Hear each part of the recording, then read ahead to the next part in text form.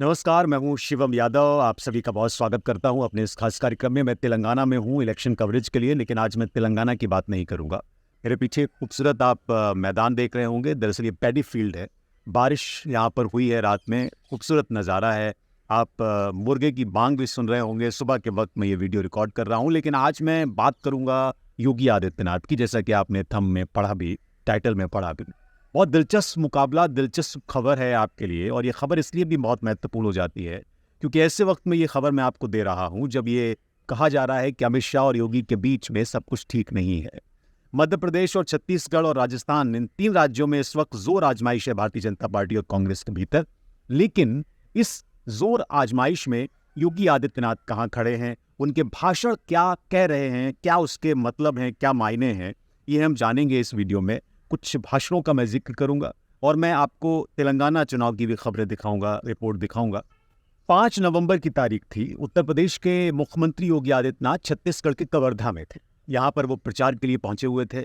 जोरदार रैली उनकी करने की योजना थी, और इस रैली में उन्होंने क्या कहा, मैं कोट करता हूं। उन्होंने कहा कि मैं अपील कर रहा हूं कि छत्तीसगढ़ में डबल इंजन की सरकार बनाए। कांग्रेस लव जिहाद, गौ तस्करी, खनन माफिया के नाम पर कानून व्यवस्था बिगाड़ने की कोशिश कर रही है। उत्तर प्रदेश की तरह ऐसे कामों के खिलाफ कार्रवाई की जाएगी और इसके बाद सारी समस्याएं समाप्त। ये योगी आदित्यनाथ का कवर्धा में दिया हुआ भाषण है। चलिए एक और भाषण का जिक्र करता हूं। 4 तारीख को, 4 नवंबर को उन्होंने एक और भाषण दिया यहीं पर। उन्होंने कहा कि यहां पर विकास की अलग अलग योजनाओं में भ्रष्टाचार की शिकायत भी आ गई है, और ये शिकायत यहां तक पहुंच गई है कि इनके एक पार्टनर ने बिहार में चारा घोटाला किया था, इन्होंने छत्तीसगढ़ में गोबर घोटाला किया है। ये 4 नवंबर को योगी आदित्यनाथ ने कहा। अब एक और जगह है राजस्थान में। राजस्थान के अलवर में योगी आदित्यनाथ प्रचार करने के लिए पहुंचे। तारीख थी 2 नवंबर। इस रैली में उन्होंने क्या कहा, इस प्रचार में उन्होंने क्या कहा, यह भी मैं आपको बता दूं। दिलचस्प है। उन्होंने कहा कि तालिबान का उपचार तो बजरंग बली की गदा ही है। देख रहे हैं ना इस समय गजा में क्या हो रहा है। इजराइल तालिबानी मानसिकता को कैसे कुचलने का काम किया जा रहा है। आज आतंकवादियों को गाजा में चुन चुन कर मारा जा रहा है। अभी सोचने वाली बात है कि अलवर में इजराइल का और गाजा का जिक्र करने की क्या जरूरत है चुनावी रैली में। खैर, बीजेपी का अपना तरीका है।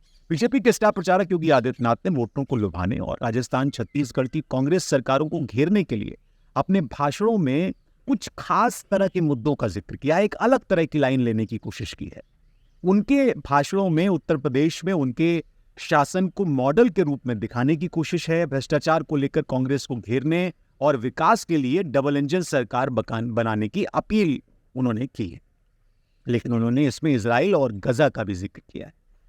जानकारी कहते हैं, अगर आप राजनीतिक विश्लेषकों से बात करें और मैं भी जो देख पा रहा हूं, इन भाषणों में धार्मिक लाइन पर वोटरों को निजाने और ध्रुवीकरण की कोशिशें आपको साफ दिखाई दे रही होंगी। लेकिन क्या आने वाले चुनाव में इसका कोई असर होगा? इस सवाल के जवाब में कुछ राजनीतिक विश्लेषकों से जिससे मैंने बात की, वो ये कहते हैं कि थोड़ा इंतजार करिए। योगी आदित्यनाथ के इस तरह के भाषणों का आखिर मतलब क्या हो सकता है? क्या वो बजरंग बली, अली, शमशान, कब्रिस्तान वाला मामला है? योगी आदित्यनाथ ऐसे बयानों से एक माहौल बनाने का फॉर्मूला पहले भी आजमा चुके हैं। 2022 का चुनाव अगर आप याद करें तो उत्तर प्रदेश चुनाव के दौरान उनके कई भाषण और बयान चर्चित हुए, जिसमें उन्होंने 80 बनाम 20 की बात कही, और कैराना में दिए अपने भाषण में उन्होंने कहा कि मैं मई और जून की गर्मी में भी शिमला बना देता हूं। इसकी बड़ी चर्चा की गई थी, बड़े सुर्खियों में यह भाषण रहा था। लेकिन अभी जिन राज्यों में विधानसभा चुनाव हो रहे हैं, उनकी तासीर उत्तर प्रदेश से थोड़ी सी अलग है। उत्तर प्रदेश जैसे नहीं है, खासकर मध्य प्रदेश और छत्तीसगढ़ का अगर आप मिजाज देखें तो यहाँ पर जमीनी हकीकत एकदम बदली हुई नजर आ रही है। मैं मध्य प्रदेश से भी निकला हूं। एक स्टार प्रचारक के रूप में योगी आदित्यनाथ की जो सभाएं हो रही हैं, रैलियां हो रही हैं, भीड़ वो आकर्षित कर नहीं पा रहे। जितनी बीजेपी अपेक्षा कर रही थी उतनी भीड़ आ नहीं रही है, कुर्सियां खाली। इसका एक महत्वपूर्ण कारण यह भी है कि छत्तीसगढ़ और मध्य प्रदेश में जो अल्पसंख्यक आबादी है वो काफी कम है, शायद इसलिए भीड़ ना आ रही। दूसरा, शायद ये अमित शाह का कोई पैंतरा भी हो। मध्य प्रदेश में कुल 8% अल्पसंख्यक आबादी है और 230 विधानसभा सदस्यों वाली विधानसभा में केवल 2 अल्पसंख्यक विधायक हैं। इसलिए यहां ध्रुवीकरण की कोशिशों का कोई खास असर होता हुआ दिखाई नहीं दे रहा। ऐसा लग नहीं रहा है कि कोई खास असर होगा।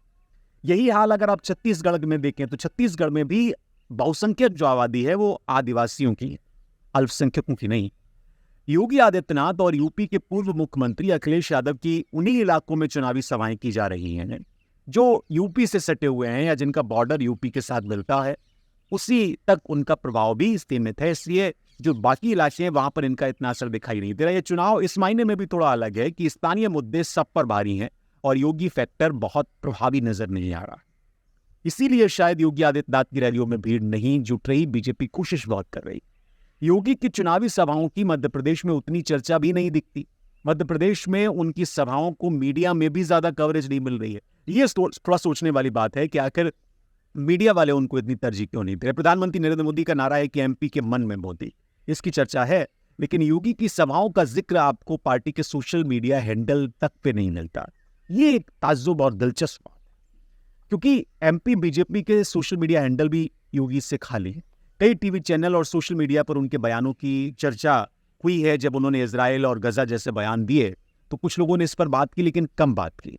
असल में मध्य प्रदेश में बीजेपी के मुख्यमंत्री उम्मीदवार का चेहरा घोषित नहीं किया गया है और मुख्यमंत्री शिवराज सिंह चौहान का टिकट घोषित करने में भी देरी से ये एक मैसेज दिया है हाईकमान ने कि बीजेपी चौहान को फिर से दोहराना नहीं चाहती। कोई नया चेहरा, कोई नया फेस बीजेपी मध्य प्रदेश में लाना चाहती। पीएम मोदी और शिवराज सिंह चौहान के बीच मनमुटाव की खबरें भी एमपी में दिखाई दे रही हैं, सुनाई दे रही हैं। मध्य प्रदेश में धार्मिक मुद्दे अब बीजेपी के लिए उतने फलदायी होते नहीं दिखाई देते, क्योंकि राज्य के पूर्व मुख्यमंत्री कमलनाथ ने एक तरह से इन मुद्दों को हथिया लिया है या इन मुद्दों पर अपना एक फ्लेवर चढ़ा दिया है। जैसे बजरंगबली का मुद्दा है, बीजेपी के पक्ष में बहुत काम नहीं आया और कहा यह जा रहा है कि कमलनाथ ने खुद को हनुमान का बड़ा भक्त घोषित कर दिया है मध्य प्रदेश में छिंदवाड़ा के इलाके में, तो ये काम कर नहीं रहा। यहाँ कमलनाथ अपने तरीके से चुनावी रणनीति बना रहे हैं, अपने तरीके से काम कर रहे हैं। इसकी कुछ मायनों में आलोचना भी हो रही है, क्योंकि वो नवीका कुमार को इंटरव्यू देते हैं। प्रदेश भर के कांग्रेस कार्यालयों में हनुमान जयंती मनाई गई कमलनाथ के कहने पर, उन्होंने अपनी प्लानिंग की। प्रदेश कांग्रेस कमेटी के ने एक पुजारी प्रकोष्ठ, मठ मंदिर प्रकोष्ठ और धार्मिक उत्सव प्रकोष्ठ बना दिए मध्य प्रदेश में, और इसी तरह से 45 और प्रकोष्ठ बनाए गए। 17 तारीख को जो वोटिंग होगी उसमें पता चलेगा कि इन प्रकोष्ठों का कितना असर हुआ।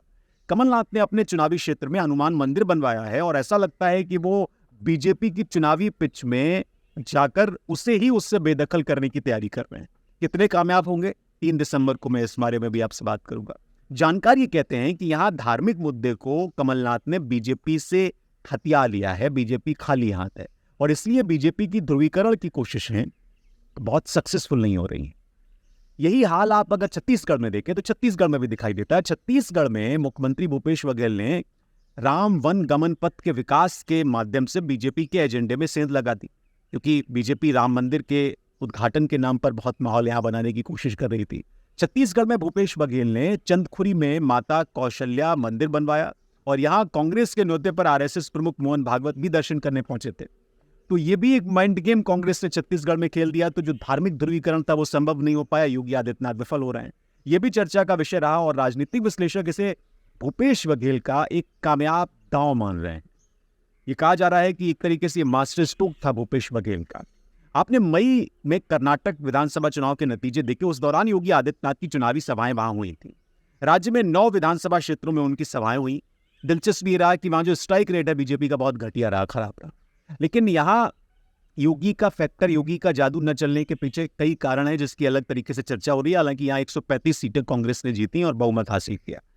मध्य प्रदेश में योगी आदित्यनाथ की आधा दर्जन के करीब सभाएं हो चुकी हैं, लेकिन मीडिया में उसका कोई कवरेज नहीं दिखता, कोई उनकी चर्चा नहीं दिखती जैसी पहले दिखती थी। कहा यह भी जा रहा है कि हाईकमान का यह निर्देश है कि योगी को ज्यादा फुटेज न दी जाए। मध्य प्रदेश में मतदान 17 नवंबर को होने वाला है और इस दौरान कहा जा सकता है कि उन सीटों पर चुनावी अभियान के लिए योगी आदित्यनाथ की मांग हो जहां कुछ फर्क पड़ने की संभावना है उनकी रैलियों से।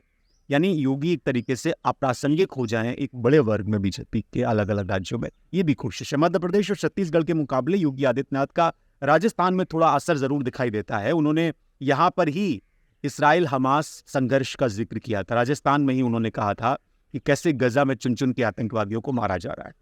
राजनीतिक विश्लेषकों का कहना है कि योगी आदित्यनाथ की सभाएं ऐसे शहरों में कराई जा रही हैं जहां पर आबादी मिश्रित है, चाहे वो राजस्थान का अलवर का इलाका हो या छत्तीसगढ़ का कवर्धा का इलाका हो। कवर्धा में भी ठीक ठाक तादाद में मुसलमान हैं।